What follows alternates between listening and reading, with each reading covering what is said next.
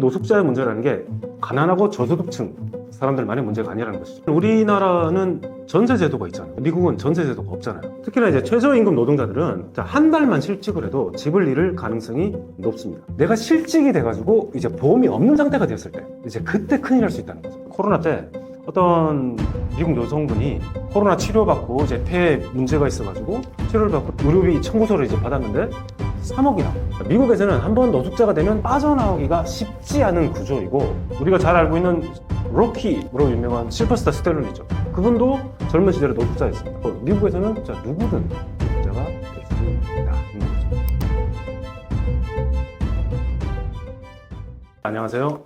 저는 미국학을 전공을 했고 컨텐츠로 풀어낸 알기 쉬운 미국 문화 책을 출간한 김상조라고 합니다. 미국은 세계에서 가장 부유한 나라 중 하나인데 왜 노숙자 문제가 심각한가요? 먼저 구조적인 부분을 간략하게 말씀을 드리자면, 첫 번째로 주거비용 상승하고 경제적 불평등을 둘 수가 있습니다. 미국의 특히 이제 대도시, 동부나 서부에 있는 미국 대도시, 예를 들어서 샌프란시스코, 뉴욕, 로스앤젤레스, 그리고 필라델피아 같은 지역에서는 특히 이제 집값하고 임대료가 급격하게 상승을 해가지고 저소득층이 감당하기 어려운 수준이 되어버렸습니다. 그래서 이에 따라서 집을 잃고 거리로 내몰리는 사람들이 많아졌습니다. 두 번째로 사회 안정망 부족을 들 수가 있는데, 유럽 같은 복지 국가하고는 달리 미국은 정부의 사회 복지 지원이 상대적으로 제한적입니다. 특히 저소득층을 위한 공공주택이 부족합니다. 그리고 또한 의료비 부담이 커가지고 경제적으로 어려운 사람들이 쉽게 빈곤 상태에 빠질 수 있는 그런 상황에 직면을 해서 노숙자가 될 수 있는 그런 상황이 될 수가 있다는 것입니다. 그리고 세 번째로는 정신건강 문제 및 약물 중독을 들 수가 있는데, 많은 노숙자들이 정신질환, 특히 조현병, 우울증을 앓고 있거나 약물 그리고 또는 알코올 중독 문제를 가지고 있습니다. 하지만 미국에서는 아까 방금 언급드렸듯이 정신건강치료나 재활 프로그램에 드는 공적 지원이 부족해가지고 이들이 거리에서 생활하는 경우가 많이 있습니다. 그리고 네 번째는 임금 정체와 노동시장의 변화를 둘 수가 있는데, 최저임금, 미국에서 최저임금이 뉴욕하고 로스앤젤레스, 캘리포니아 기준으로 16.5불 정도가 되는데, 우리나라 돈으로 환산을 하자면 시간당 이제 2만 원 정도가 되는데, 미국에 평균적으로 40시간을 일주일에 일을 한다고 그러면은 하루에 8시간씩 일을 하면 16만 원 곱하기 5를 하면 이게 한 80만 원 곱하기 4를 하면 한 240만 원 정도가 되는데, 그 정도 어떤 최저임금 수준으로 감당하기 어려운 어떤 주택 임대료를 견디기가 쉽지 않은 상황이 되겠죠. 특히나 팬데믹 상황에서 실직을 당한 사람들이 수십만 명에 달했습니다. 이런 사람들이 일자리를 찾기 힘들어서 결국에는 많은 사람들이 살던 곳에서 이렇게 쫓겨나는 그런 상황 때문에 노숙자가 된 경우들도 많이 있습니다. 노숙자 증가의 가장 큰 원인은 무엇인가요? 가장 큰 원인입니다. 우리가 다 아시겠지만은 주거비 급등 및 저렴한 주택 부족을 들 수가 있습니다. 미국 대도시, 아까 말씀드렸던 그런 대도시들에서는 임대료가 급격하게 상승을 해가지고 저소득층이 감당하기 어려워진 상황이 되었는데, 근데 이 문제를 해결하기 위해서 공공주택을 이제 공급을 해줘야 되는데 그게 안 되는 상황이 되었습니다. 그래서 결과적으로 저소득층을 위한 주거 지원이 충분하지 않아서 월세를 내지 못하는 사람들이 거리로 내몰리는 악순환이 발생을 하고 있습니다. 예를 들어서 2024년도 기준으로 뉴욕 있죠. 뉴욕의 원베드룸 아파트 평균 임대료가 월 4,200불, 하나로 한 600만 원 정도로 집계가 되었습니다.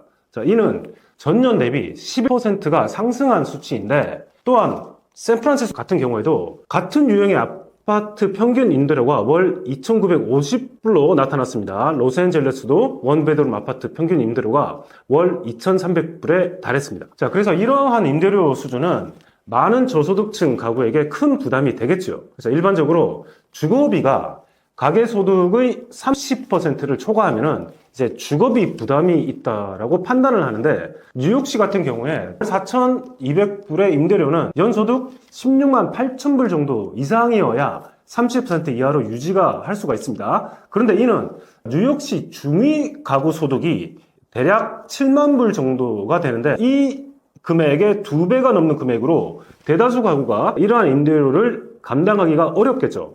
이처럼 높은 주거비는 저소득층뿐만 아니라 중산층 가구에도 상당한 부담을 주며, 일부 가구는 주거비를 감당하지 못해 노숙 상태에 이르는 경우도 많이 발생하고 있습니다. 그래서 이 노숙의 문제라는 게 이 저소득층, 아주 가난한 사람들의 문제가 아니고 일반 정규직을 가지고 일정 수입을 벌고 있는 사람들 상황에서도 노숙자가 될 수밖에 없는 그런 상황이 될 수가 있다는 거죠. 어떤 의사 부부들이 있었는데 이제 이 사람들이 이제 수입이 고정적이고 아주 높고 좀 많으니까 투자도 많이 하고 대출도 많이 받았던 거예요. 그런데 어떤 경제적으로 아주 힘든 상황이 되어서 자기들이 샀던 어떤 주택 같은 거에 대한 어떤 할부금을 지불할 수 없으니까 이제 거리로 내몰리는 그런 상황도 있고, 제 기억으로 어떤 유명한 의사가 있었습니다. 젊은 인턴이 끝나고 나서 이제 갓 의사를 시작한 사람이 있었는데, 이분이 어디서 병원 일을 시작을 했냐면 캘리포니아 쪽에서 시작을 했는데, 대학생들도 학자금을 많이 받잖아요. 그래서 미국 대학교도 등록금이 워낙 비싸니까 학자금을 대출을 받아가지고 이제 평생 죽을 때까지 이제 학자금 갚으면서 살아야 되는 상황들도 많은데, 의대생도 마찬가지겠죠. 그래서 이제 갓 인턴 생활이 끝나서 의사 생활하는 사람들은 그렇게 큰 수입이 없어요. 그럼 이 사람들이 감당하기 어려운 캘리포니아, 로스앤젤레스, 오클랜드, 버클리나 샌프란시스코 같은 지역 병원에서 일을 하기 시작했다고 그런다면은 월세 300만, 400만 내면서 살아갈 수 있는 그런 상황이 안 되는 의사도 있겠죠. 그래서 어떤 의사는 병원 근처 어떤 공원 파크에서 트레일러를 사가지고 거기서 지내면서 출퇴근하는 그런 경우도 있습니다. 그래서 이 노숙자의 문제라는 게 가난하고 저소득층 사람들만의 문제가 아니라는 것이죠. 우리나라는 전세 제도가 있잖아요. 월세뿐만 아니라. 근데 미국은 전세 제도가 없잖아요. 무조건 월세 제도가 있기 때문에 월세를 내야 되는 날에 내가 내지 못한다면 당연히 법적으로 쫓겨날 수밖에 없겠죠. 그럼 어디로 가겠어요? 내가 의지할 수 있는 어떤 내 가족들이나 어떤 친구들, 그런 사람들이 없는 상황이 되어버린다면 갈 곳은 거리들밖에 없겠죠. 그리고 또한 이 노숙자라는 게 길거리에서 우리가 영상이나 뉴스에서 봤던 텐트에서 지내는 사람들, 그런 사람들만 노숙자가 아닙니다. 그래서 노숙자의 개념은 공공장소에서, 특히나 공원 같은 곳에서 트레일러 또는 차에서 지내는 사람들 있죠. 그래서 주택이라는 어떤 구조, 영구적인 주소를 갖지 않고 사는 사람들을 대다수를 포함해서 노숙자라고 생각을 합니다. 그런데 이 노숙자 상황을 또 악화시킨 게, 이들을 좀 도와주고 수용할 수 있는 공공임대주택 같은 거에 미국에서는 상당히 부족합니다. 왜 이렇게 부족하면, 1800년대 이후에 이제 공화당 정부, 레이건 정부가 들어섰는데, 이 정부가 이제 공공주택 건설을 줄이기 시작합니다. 왜 그러냐면은, 레이건 대통령 생각에는 작은 정부 지출을 줄여서 시장 중심 경제를 강화하는 정책을 펼치려고 노력을 했는데, 다른 말로 하면은 정부가 직접 공공주택을 건설하는 대신에 민간 기업이 주택 공급을 주도하는 정책으로 변경을 했습니다. 그 결과로 연방정부의 공공주택 예산이 대폭 삭감되었습니다. 예를 들면은 1970년대 미국 정부는 저소득층 주택 지원에 거의 지금 현재 화폐 가치로 320억 달러 정도를 투자를 해줬었는데, 1980년대 레이건 정부가 들어서고 나서 이 금액이 75% 이상 깎여서 이제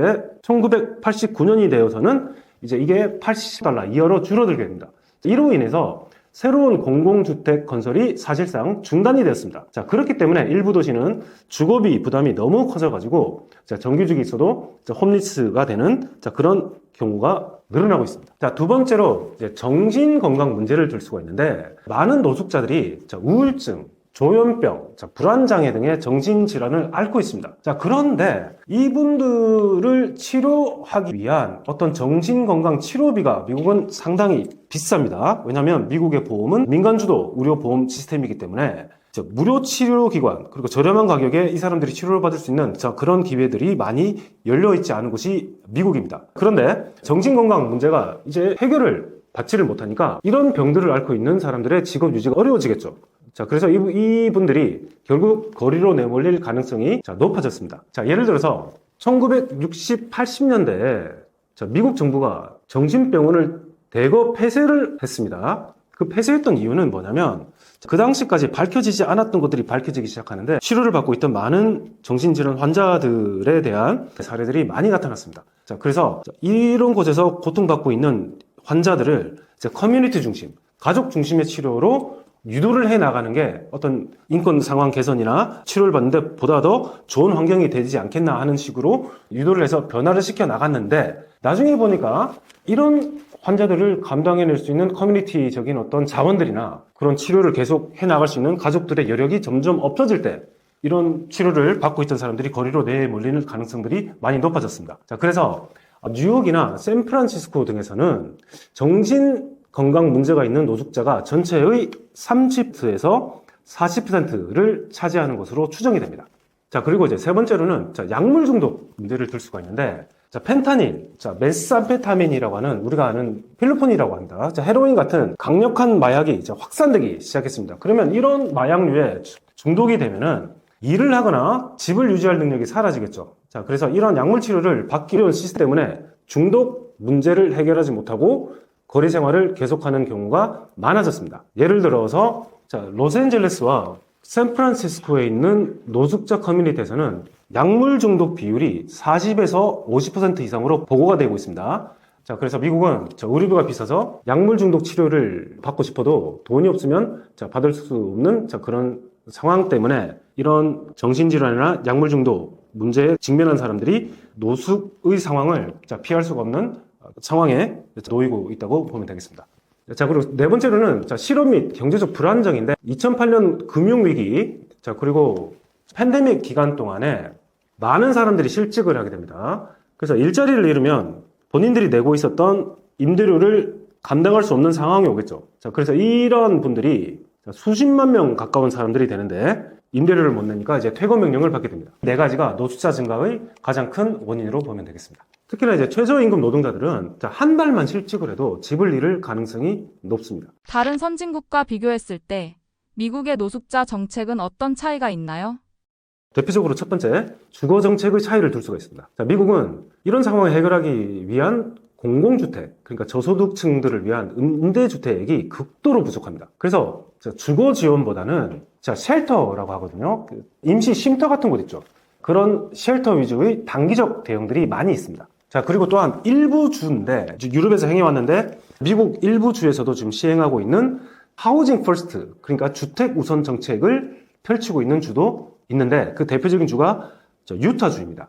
근데 이 주택 우선 정책은 전국적으로 펼쳐지고 있는 정책은 아니에요. 그래서 유타나 캘리포니아 같은 몇몇 주가 시행하고 있는, 부분적으로 시행하고 있는 그런 조치인데, 이게 무슨 이 주택 우선 정책이 뭐냐면 기존의 노숙자 지원 방식이 먼저 일자리를 줘서 어떤 경제적인 여유가 생기면 이 사람들을 치료를 유도를 해서 결국에는 경제적인 여유를 찾은 정상적인 상황에서 주택을 잘 구매해서 자기들만의 어떤 집을 가져줄 수 있도록 도와주자라고 했는데 이게 안 먹힌다는 거죠. 그래서 이 주택 우선 정책은 경제적인 상황, 정신질환, 이가 상관없이 그런 노숙의 문제를 겪고 있는 사람들에게는 먼저 자기들이 안전하게 거주할 수 있는 주택을 먼저 제공을 해주자. 그래서 그런 안정감 속에서 치료 및 지원을 가지고 난 다음에 이 사람들이 일자리를 가져갈 수 있는 방법으로 유도를 해 나가는 방식인데, 유타주가 그 정책을 펼쳐서 성공을 했어요. 그래서 유타주가 2005년도에 이 정책을 시작을 해서 10년 뒤에 그 주에 노숙자 수가 거의 90% 정도가 감소를 했습니다. 자, 그리고 2025년이 되어서는 장기 노숙자 수가 어마어마하게 이제 줄어들게 되는데, 이제 또 문제가 뭐냐면은 이게 유타주나 다른 주의 어떤 부분적인 어떤 노력들에 국한이 된다는 거예요. 자, 그래서 이 주택 우선 정책을 전국적으로 도입했던 나라가 미국과는 다르게 이제 핀란드라는 거예요. 자, 핀란드가 2008년부터 이 하우징 퍼스트 정책을 이제 전국적으로 도입을 했는데 노숙자들을 위한 공공주택을 대규모로 건설을 합니다. 그래서 유럽에서 거의 유일하게 노숙자가 감소한 나라가 핀란드가 되었죠. 그래서 현재 핀란드는 장기 노숙자가 이제 거의 없는 국가가 되었습니다. 자, 또한 유럽에서 독일, 프랑스, 스웨덴 같은 나라들에서는 공공주택 비율이 훨씬 높습니다. 또한 독일과 프랑스는 저소득층을 위한 임대료 상한제가 있어서 급격한 집값 상승을 억제를 하려고 노력하고 있고, 스웨덴 같은 나라는 주택은 기본권이라는 철학 바탕으로 적극적인 주거 지원을 제공을 하고 있습니다. 자, 그리고 두 번째, 사회복지 시스템의 차이인데, 미국은 노숙자가 되어도 사회복지 혜택을 받기가 어렵습니다. 왜냐하면 건강보험이 민간 중심이라 정신질환, 약물 중독 치료를 받기 어려운 경우가 많이 있습니다. 그리고 또한 주정부, 지방 정부별로 복지 수준 차이가 커가지고 주마다 노숙자 지원이 달라요. 자, 그런데 캐나다나 어떤 여러 유럽 국가들에서는 의료비 부담이 적죠. 왜냐면 캐나다나 영국 같은 경우에는 의료비가 미국과는 다르게 무료니까요. 자, 그래서 의료비 부담이 적고 노숙자라도 의료 정신건강 지원을 받을 수가 있습니다. 자, 그리고 또한 실업수당 같은 것들도 받을 수가 있죠. 자, 그게 미국의 어떤 사회복지 시스템과의 차이가 아닐까 생각을 합니다. 자, 그리고 세 번째, 노숙자 대응 방식의 차이를 둘 수가 있습니다. OECD 국가 중에서 유일하게 정부가 적용하는 의료보험 시스템이 없는 나라가 미국이죠. 문제가 뭐냐면 이런 어떤 민간주도 의료보험이 나쁘다고만 생각할 수가 없어요. 정상적으로 내가 미국에서 직장을 가지고 있으면은 직장 의료보험을 통해서 뭐 내가 내야 되는 어떤 상환금만 제외하고 병원비를 다 커버를 받을 수 있는 그런 시스템이에요. 그래서 대다수의 사람들에게는 미국의 의료보험 체계가 정부에서 제공하는 게 없다고 하더라도 최고로 좋은 의료 시스템, 의료 서비스를 받을 수 있는 나라가 이제 미국이죠. 문제가 뭐냐면 내가 실직이 돼가지고 이제 보험이 없는 상태가 되었을 때 이제 그때 큰일 날 수 있다는 거죠. 대다수의 미국인들한테는 큰 문제가 없어요. 예를 들어서 코로나 때 어떤 미국 여성분이 코로나 치료받고 이제 폐에 문제가 있어가지고 치료를 받고 나중에 병원으로부터 이제 의료비 청구서를 이제 받았는데 3억이 나온 거야. 그럼 우리가 생각하기에는 이 3억 어떻게 감당해? 이제 미국은 뭐 그런 이상한 나라네라고 생각할 수 있는데 이분이 다행히 의료보험을 갖고 있었다는 거예요. 자, 그래서 이분이 자가부담을 해야 되는 금액은 한 몇십만 원밖에 안 되고 나머지는 다 커버를 받을 수 있는 그런 상황들이 대부분이라는 건데 이제 이런 분들이 실직 상태가 되었다면 보험을 어떻게 감당을 하겠어요? 왜냐면 이제 직장 의료보험 말고 이제 개인 의료보험, 이제 개인이 보험사를 통해서 보험을 사는 경우들이 많은데 이게 한 달에 몇백만 원 들어갈 수가 있어요. 가족 의료보험을 듣는 경우에. 만약에 그렇게 내가 경제적으로 어려운 상황이라면 그런 민간 의료보험을 사가지고 지불해야 되는 여력이 없는 경우들이 많이 있겠죠. 그럼 이런 사람들은 어떻게 사느냐? 그냥 보험이 없이 사는 거예요. 왜냐면 보험을 가입하는 것은 나의 선택의 문제이기 때문에. 우리는 의무잖아요. 미국은 선택의 문제이기 때문에 그런 사람들 중에서 또는 그런 사람들의 가족들 중에서 누가 아파서 수술을 해야 되는 상황이 온다면 큰일 날 수가 있겠죠. 로스앤젤레스 같은 곳에 노숙자 텐트촌이 많죠. 근데 이러한 사람들을 법적으로 처벌하는 경우들이 많이 있어요. 자, 그래서 이제 경찰 개입이 많고 노숙자를 체포하거나 다른 지역으로 반강제적으로 이주시키는 그런 정책들이 존재합니다. 반면에 유럽이나 캐나다 같은 경우에서는 노숙자를 범죄자처럼 다룬다기보다는 사회복지 시스템을 활용해서 지원한다는 개념으로 다가가죠. 자, 그리고 또한 공공주택이나 재활 프로그램들을 통해 가지고 노숙자가 다시 정착할 기회를 제공하는 방식으로 나간다는 거예요. 그래서 미국은 처벌 중심, 다른 유럽이나 캐나다 같은 나라들은 어떤 지원 중심으로 나간다. 두 번째로 이제 약물 문제하고 노숙자의 연관성 같은 것도 마찬가지인데, 미국이 노숙자들 중에서 약물 중독이 아까 많다고 이제 말씀을 드렸죠. 근데 펜타닐 같은 마약이 확산되면서 약물 중독이 노숙자 문제를 심화시켰는데, 이런 사람들을 위한 약물 치료 및 재활 지원이 충분하지가 않아요. 그리고 어떤 사람들은 이런 약물 중독 때문에 처벌을 받는 경우들이 많이 있죠. 자, 그런데 이런 문제들이 심각해지니까 이 사람들을 재활 못 시켜서 이제 교도소를 보낸다는 인구가 많아지죠. 그럼 교도소에서 이 사람들을 재활시킬 수 있는 방법이 없죠. 그러면 다시 감옥에서 나와가지고 이제 거리로 내몰리는 상황들이 너무도 많아져가지고 지금은 처벌 중심보다는 미국도 좀 지원 중심으로 좀 가보자. 재활이 가능할 수 있도록. 자, 그래서 결과적으로 미국에서는 한번 노숙자가 되면 좀 빠져나오기가 쉽지 않은 구조이고, 유럽과 캐나다 같은 경우에는 예방과 재활 중심 정책을 통해서 노숙자가 되는 것을 막거나 빠르게 복귀할 수 있도록 돕는 차이가 있습니다. 마지막으로 이제 말씀드리자면 미국은 누구든 노숙자가 될 수가 있죠. 우리가 잘 알고 있는 로키로 유명한 실버스타 스텔론이죠. 그분도 젊은 시절에 노숙자였습니다. 그래서 이분이 어디서 노숙을 하셨냐면은 뉴욕에 배우로 유명하게 되기 전에 노동자로 살았는데, 그 당시만 해도 감당할 수 없는 뉴욕의 물가 때문에 뉴욕의 버스 정류소에서 노숙을 했죠. 경제적으로 너무 어려워가지고 키웠던 반려견까지 팔아 생계를 유지했으면 하는 그런 상황에 직면했었고, 미국에서 제일 유명한 치킨 체인이 어디죠? 프랜차이즈? 그 KFC에 나오는 할아버지 계시죠? 그분이 누구세요? 저 컬러넬 샌더스라고 하죠. 유명한 분인데, 그 설립자께서도 본인이 60살이죠? 될 때까지 사업적으로 실패하고 돈이 안 벌어지니까 노숙을 하셨습니다, 이분도. 그래서 미국에서는 누구든 노숙자가 될 수 있다는 거겠죠. 미국이 노숙자 문제를 해결하기 위한 현재 시도되고 있는 정책들은 어떤 것이 있나요? 자, 부분적이긴 하지만, 하우징 퍼스트, 그래서 주택 우선 정책, 유타주에서 2005년부터 시행을 해서 10년 만에 노숙자 수를 90% 정도로 감소시키는 그런 사례도 있었습니다. 저소득층 주택 지원 확대를 위한 연방정부 및 지방정부에서 공공주택을 조금 늘려주거나 주거비 지원이 가능한 그런 프로그램을 운영하고 있는데, 대표적인 게 미국의 주택도시개발부, 그러니까 바우처 프로그램이 있습니다. 다른 말로 하면은 연방정부가 저소득층에 월세 일부를 지원하는 제도인데 문제가 뭐냐면 대기자가 너무 많다는 거예요. 그래서 그 혜택을 받을 수 있는 숫자에 한계가 있다. 자, 그리고 캘리포니아주에서는 프로젝트 홈키라고 있습니다. 자, 이게 어떤 것이냐면 모텔이나 호텔 같은 것들을 개조해가지고 노숙자에게 제공하는 프로그램인데, 자, 이 문제가 뭐냐면은 이게 단기적일 수밖에 없겠죠. 자, 이 사람들을 계속 여기서 장기적으로 지내게끔 할 수는 없는 그런 문제가 있고, 장기적으로 이 사람들을 수용을 시키면 많은 세금이 나갈 수 있는 그런 재정적인 어떤 부담 문제가 있겠죠. 자, 그리고 정신건강 또는 약물 중독 치료가 강화되게 하기 위해서 캘리포니아에서는 2022년도에 케어 코트라는 정신건강 문제가 있는 사람들을 반강제적으로 치료가 가능할 수 있도록 하는 그런 제도를 실용을 해왔었는데, 근데 비판을 받죠. 왜냐면 미국은 어떤 자유가 우선인 국가인데 왜 이 개인의 자유를 이런 식으로 침해를 하냐 하는 측면도 언급하는 적도 있고, 뉴욕시에서는 involuntary commitment라고 해요. 거리에서 위험한 행동을 하는 정신질환자나 노숙자를 경찰이 병원에 강제적으로 이송할 수 있도록 해오는데, 문제가 뭐냐면 이런 사람들의 숫자가 많기 때문에 병원에서 이 사람들을 수용할 수 있는 그런 한계에 봉착을 하게 되고, 또한 치료가 완전하지 않은 상태에서 나가는 사람들이 많아지니까 다시 이분들이 거리로 내몰리는 사람들이 많아진다는 거죠. 자, 그리고 특히 뉴욕시에서 시행을 꾸준하게 해오고 있는데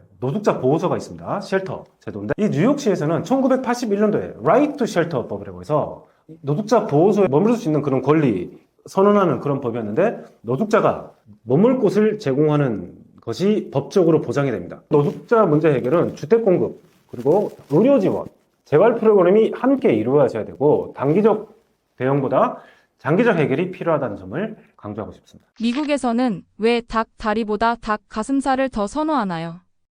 그 설명을 들으려면은 여러 가지 문화적인, 역사적인 어떤 배경을 설명을 드려야 되는데, 첫 번째로 우리는 치킨의 부위를 따로 구별을 하지 않잖아요. 뭐 다크 미트, 화이트 미트라고 구별을 짓지 않는데 미국 사람들은 그렇게 구별을 짓더라. 그러면 치킨 부위에서 다크 미트는 어느 부위고 화이트 미트는 어느 부위인지를 아는 게 중요하겠죠. 그러면 여러분 생각해 보시면 그 닭 부위별로 색깔을 봤을 때 어떤 게 다크고 어떤 게 화이트겠습니까? 닭다리 부위가 조금 어두운 색깔을 떼요. 그리고 닭가슴살 부위가 좀 하얀색 색깔을 띠고 특히나 이제 삶고 나면은 그 차이가 조금 더 두드러지게 보이는데, 왜 그러냐면 닭다리살 부위는 운동량도 많고, 그렇기 때문에 이 운동을 원활하게 해주기 위한 산소 공급, 미오글로빈 성분이 많이 들어가 있어가지고 이걸 삶게 되면은 색이 좀 짙어진대요. 근데 반면에 닭가슴살은 그렇게 되지 않기 때문에 미오글로빈 성분도 없고 활동량이 적기 때문에 좀 부드럽죠. 우리는 좀 퍽퍽하다고 생각하지만, 그래서 삶게 되면 이제 하얀색을 띱니다. 그래서 미국 사람들은 이렇게 화이트 미트, 다크 미트라고 구분을 짓더라. 그런데 왜 미국 사람들은 이 화이트 미트를 선호를 하게 되었나를 보면, 첫 번째, 미국 사람들이 화이트 미트하고는 다르게 이 닭다리, 다크 미트라는 이 닭다리 부위를 불편해하는 첫 번째 이유가, 이게 닭다리 부위라는 게 원래 닭이, 그러면 닭다리 부위라는 게 이게 위치한 특징이 땅과 맞닿아 있죠. 그래서 더러운 땅, 진흙, 흙을 항상 밟고 다니는 그 부위이기 때문에 좀 더럽게 생각하는 그런 인식이 있다고 합니다. 그리고 또한 미국 사람들은 어떤 이 치킨을 먹었을 때 내가 먹는 이 치킨 부위가 닭의 특정한 부분으로부터 진짜 온 거네라고 눈으로 확인하게 되는 그런 상황을 맞닥뜨려야 되는 게 이제 불편하게 생각을 한대요. 완전히 뼈가 발라져 가지고 그냥 살 덩어리만 있는 채로 먹게 되는 그런 가슴살에 비해서 닭다리살은 닭다리였네 라고 하는 데 대한 그 인식에서 좀 불편하다고 생각하는데, 왜 그러냐면 미국이 고기나 생선을 소비하는 문화에서 우리하고는 다르게 거의 뼈가 발라진 그냥 살의 형태, 필렛 형태로 소비를 해요, 미국 사람들이. 그래서 미국 마트에 가면 뭐 정육 코너나 어떤 해산물 코너를 가면은 생선살을 봤을 때, 해산물 코너에서 생선살을 보면은 이게 어떤 생선인지 구분하기가 힘들어요. 왜냐면 필렛 형태로 이렇게 진열이 되어 있기 때문에. 그래서 미국의 그 해산물, 특히나 이제 생선 코너를 가면 그런 구분하는 게 힘들기 때문에 상당히 좀 힘들 때가 있습니다. 그래서 미국 사람들은 그거를 구분을 짓더라. 그래서 미국 사람들은 필렛 형태 아니면 대부분 치킨 너겟이라고 하죠. 햄 같은 거. 이런 가공의 형태로 소비를 하기 때문에 뭐 어떤 특정한 부위로부터 온 것이다라는 인식을 하게 되면 좀 불편해하는 측면이 있고, 자, 두 번째, 미국 사람들은 닭가슴살이 닭다리살보다 훨씬 더 부드럽다고 생각하는 인식이 있어요. 왜냐하면 예전에 미국에서도 닭을 키울 때 방목의 형태로 키우죠. 그래서 우리나라도 이제 토종닭 먹을 때 질기다고 하듯이 미국 사람들 역시 닭 특히 이제 운동을 많이 했던 이 닭다리 부위는 원래 질겨 먹기에 되게 불편해라고 하는 그런 인식이 지금까지 이어져 나온다고 합니다. 자, 그리고 세 번째, 이건 또 마케팅의 어떤 영향을 많이 받은 거라고 저는 생각을 하는데, 특히나 이제 닭가슴살 부위가 미국 사람들한테 어떻게 인식이 되어지고 있냐면, 저지방 고단백, 내 건강을 위한 최고의 옵션 중에 하나라고 생각을 한대요. 반면에 다크 미트 부위는 그것에 비해서 조금 기름지고 조금 몸에 더 안 줄 수 있다는 그런 인식이 있다고 합니다. 그렇기 때문에 사람들이 건강한 어떤 식단의 한 옵션으로서 화이트 미트, 가슴살 부위를 선호를 하더라. 그리고 우리 후라이드 치킨 문화 있죠. 그 닭을 튀기는 문화는 어디서 시작을 했을까요? 자, 미국에서 이제 후라이드 치킨 문화는 스코틀랜드에서 건너왔다고 합니다. 그래서 이제 미국 남부에 정착했던 스코틀랜드 사람들이 닭을 튀기는 문화를 스코틀랜드에서 가져오게 되는데, 이거를 미국 현지화 발전시킨 사람들이 흑인들이었죠. 그래서 프라이드 치킨은 흑인들의 소울푸드 중에 하나가 되어왔습니다. 자, 그리고 또한 다섯 번째, 이제 마케팅 측면을 우리가 또 생각할 수가 있는데, 1960년대 이후부터 미국에서 법이 어떻게 바뀌냐면은 닭을 이제는 부위별로 나눠서 팔 수 있도록 하는 법이 통과가 되었는데, 그때부터 이제 가금류 협회에서 어떻게 생각을 하냐면, 각 부위를 똑같이 같은 가격에 팔다기보다는 마케팅을 통해서 가슴살이 여러분들의 건강에 훨씬 좋은 옵션이 될 수 있습니다 라고 하는 그 마케팅을 진행을 해 나가는데, 최종적으로 이제 미국 소비자들 사이에서 먹혔다고 그러더라고요. 자, 그래서 먹힌 결과로, 자, 우리나라에서는 닭 부위 중에서 제일 비싼 부위가 어딜까요? 우리나라는 닭다리살 제일 비싸죠. 미국은 정반대입니다. 그래서 미국에서는 닭가슴살이 닭다리살보다 거의 3배 정도로 비싸요. 자, 그만큼이나 미국 사람들이 닭다리보다는 닭가슴살을 선호하기 때문에 우리나라하고 정반대 상황이라고 말씀드렸죠. 우리나라는 사람들이 하도 이제 닭다리 부위를 선호를 해서 닭가슴살이 남는다고 하죠. 자, 미국은 정반대라는 상황. 한국에서는 닭다리가 가장 인기 있는 부위인데 미국인들은 이를 어떻게 생각하나요? 우리하고 정반대로 생각하겠죠. 그래서 예전에 어떤 그런 에피소드가 있었는데, 미국인 남자친구가 한국인 여자친구하고 이제 한국에서 치킨을 먹었대요. 근데 여자친구가 딱 봤는데 미국 남자친구가 계속 닭다리만 먹고, 그래서 자기도 먹고 싶은데 남자친구가 계속 닭다리를 먹고 있으니까 나중에 좀 속이 상해서 남자친구한테 그랬대요. 왜 넌 자꾸 닭다리만 먹고 있냐고. 나도 먹고 싶은데 왜 너만 먹고 있냐고. 그러니까 미국 남자친구가 어떻게 했어요? 네 생각에서 닭다리만 먹어주고 있었다. 왜냐면 자기 인식에는 닭가슴살은 나보다 내가 생각하는 더 소중한 사람이 먹어야 되는 거기 때문에 너한테 양보를 해주고 있었는데, 자, 그런 문화적인 오해가 그 상황에서 생겼다는 거죠. 자, 그렇게 생각해 보면 되겠습니다. 자, 미국 사람들은 닭다리살 부위가 저렴한 부위라고 생각하지만은 한국에서는 정반대라는 거죠. 미국에서 다크미트가 저평가된 이유는 무엇인가요? 건강에 대한 인식 때문에 그렇겠죠. 그래서 닭다리살 부위는 좀 지방이 많아서 저지방 고단백인 가슴살보다 훨씬 안 좋아라는 인식이 강합니다. 그래서 우리가 잘 알듯이 그 다이어트나 피트니스 있죠.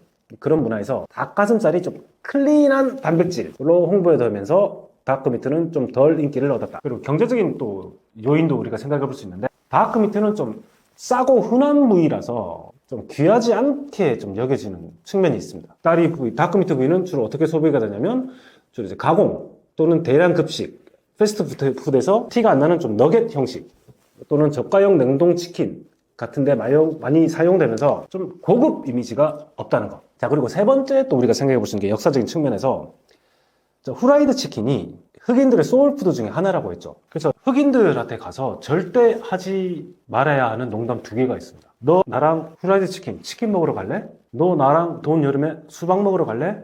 함부로 농담했다고는 듣는 흑인 입장에서 크게 기분 나빠할 수가 있대요. 왜냐면 그 치킨 문화를 미국에서는 이제 남부 흑인 노예들이 이제 발전을 시켜 나갔는데, 미국 백인들이 해방된 노예들을 어떻게 공격을 하냐면, 이제 한 손에는 수박을 들고 개걸스럽게 먹고 있으면서 또 다른 한 손에는 치킨, 닭다리 들고 있는 어떤 야만적인 흑인의 모습을 대중화시키면서 전파를 시켜 나갔다고 그러더라고요. 그래서 흑인들한테는 이 프라이드 치킨이라는 게 소울푸드라고 제가 생각할 수도 있겠다고 제가 이해가 되는 게, 그 역사를 자기의 삶과 고난과 그 역경을 함께 딛고 일어설 때 내가 내 가족과 함께 나눠가면서 열량을 극대화시켜 갈 수 있으면서도 참 포만감 있게 즐길 수 있었던 게 후라이드 치킨이어서 그러지 않을까라고 생각을 해요. 한국 치킨을 처음 맛본 미국인들이 가장 놀라는 점은 무엇인가요?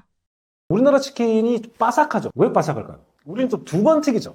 치킨을 이제 두 번 튀기는 방식 때문에 좀 이 크리스피한 정도가 미국 치킨에 비해서 좀 오래 가요.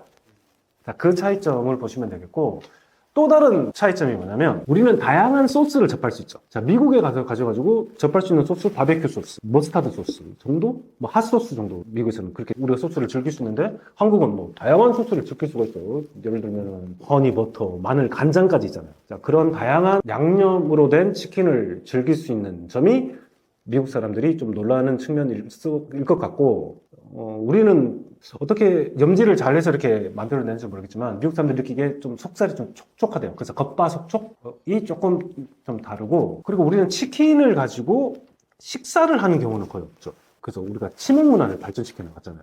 그래서 치킨을 먹을 때 맥주를 함께 먹는 그런 문화가 이게 그냥 내가 그냥 어떤 생적인 욕구를 충족시키기 위해서 한다기보다는 이게 하나의 문화구나.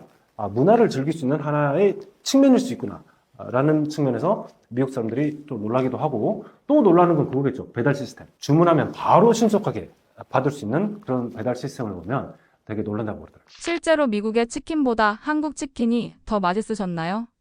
미국 치킨은 썰어내는 방식이 다르거든요. 그래서 8피스로 썰어냅니다. 뭐 다리 2개, 허벅지 2개, 날개 2개, 이쪽 2개 해서 8개로 이렇게 조각을 내는데, 처음에 미국에 가가지고 놀랬던 게 제일 첫 번째, 미국 닭은 크더라. 우리나라 닭에 비해서 미국 닭은 키웠던 기간이 훨씬 길어서 그런지 훨씬 커요. 그래서 우리나라 치킨에 비해서 훨씬 컸다는 게 되게 놀라웠고, 그리고 우리 같은 양념치킨이 없더라고요. 또 어떻게 소비를 하냐면, 우리는 치맥 문화가 있지만 미국은 맥주와 함께 곁들여 먹는 치킨 부위가 있죠. 어떤 게 있을까요? 버팔로 윙이 있죠. 그 버팔로 윙이란 게 좀 매콤하게 소스가 버무려져가지고 파는 형태인데, 그래서 이렇게 다양한 맛을 즐길 수 있는 그런 문화가 아니더라고요. 그래서 양은 많지만은 맛은 조금 미국 치킨 우리보다 훨씬 덜하더라. 개인적인 경험 따져봤어요.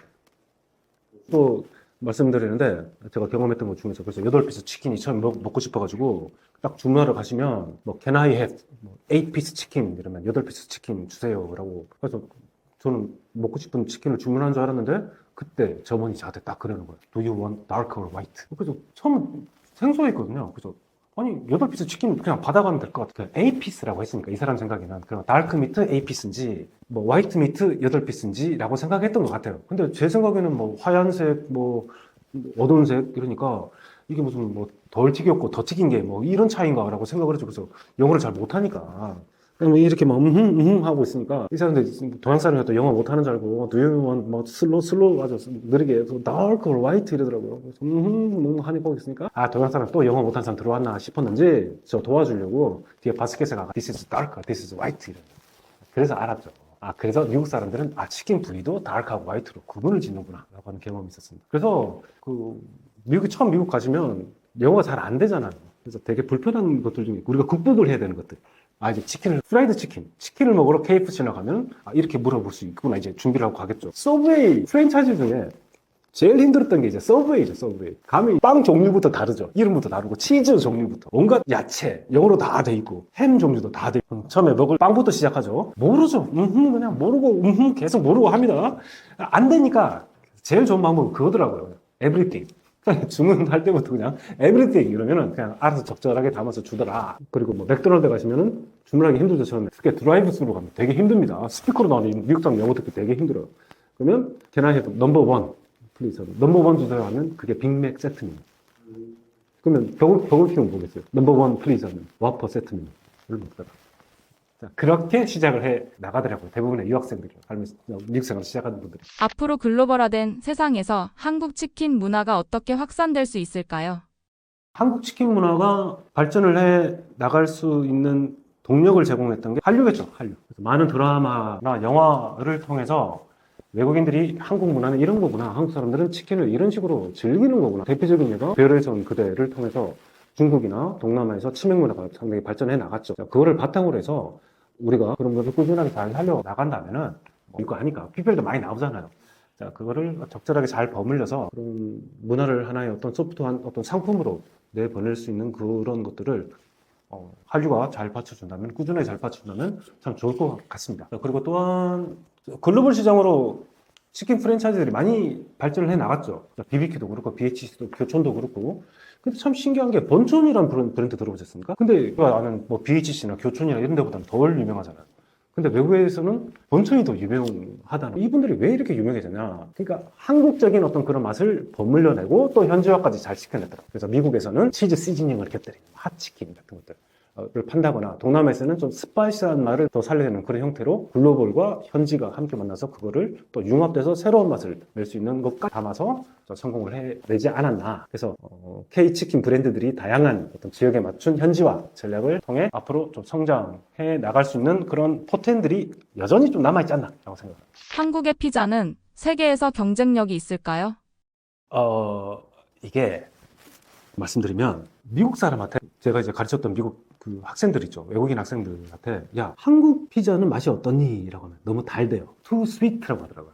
우리가 미국에 가서 미국 피자 맛을 보면 어떻게 느끼겠습니까? 짜요. 왜냐면 미국 피자에는 토마토 소스가 너무 많이 들어가 있어가지고 우리 입맛에는 되게 짜게 느껴져요. 그래서 좀 피자는 다른 문제 있지 않을까. 그래서 우리가 현지화시킨 우리만의 어떤 피자들이 있잖아요. 뭐 해산물 피자, 불고기 피자, 막 다양한 형태가 있는데 그게 미국에 통할지 노력해서 시도를 해본다면 어떤 결과가 나올지는 아무도 모르겠죠. 그래서 미국에서는 피자를 주문할 때 좀 우리 입맛에 맞게 좀 덜 짜게 주문하고 싶으면 토마토 소스는 거의 담지 마세요라고 하면 우리 맛이 나요. 그리고 미국 사람들도 도너츠나 케이크는 되게 달게 먹는 거 아시죠? 거의 설탕 덩어리 먹는 것 같이. 그래서 미국 가가지고 정말 놀라는 게 미국 피자는 너무 짜고 미국 케이크나 도너츠는 되게 달다. 근데 그 단 도너츠를 미국 사람들은 언제 먹게요? 아침으로 먹습니다. 브렉퍼스트. 그래서 던킨 도너츠 대표적인 게 이제 커피하고 아침을 던킨 도너츠랑 같이 먹는 그런 문화들. 노동자 계층에서. 특히 보스턴에서. 예, 그 굿윌 헌팅이라는 영화 있죠. 그 보스턴이 배경인데 그 주인공하고 주인공 친구가 아침에 먹으면 던킨 도너츠 먹어요. 그래서 미국 사람들은 아침을 도너스로 먹더라. 그 단 걸 아침부터 먹으니. 그럼 시리얼은 안 달겠습니까? 뭐 곡물 많이 들어가서 겉보기에는 시리얼이 되게 몸에 건강하게 느껴질 수 있겠지만은 시리얼은 당분이 많이 들어가 있어요. 그래서 아침부터 미국 사람들은 이렇게 단 것들을 소비를 하면서 하루를 시작한다. 커피는 또 라떼 먹겠죠, 나중에 또. 나중에 점심 때는 햄버거 먹고 또 피자 먹고. 그래서 살이 안 찔 수가 없겠죠. 비만율이 전 세계에서 가장 높은 나라가 될 수밖에 없겠죠.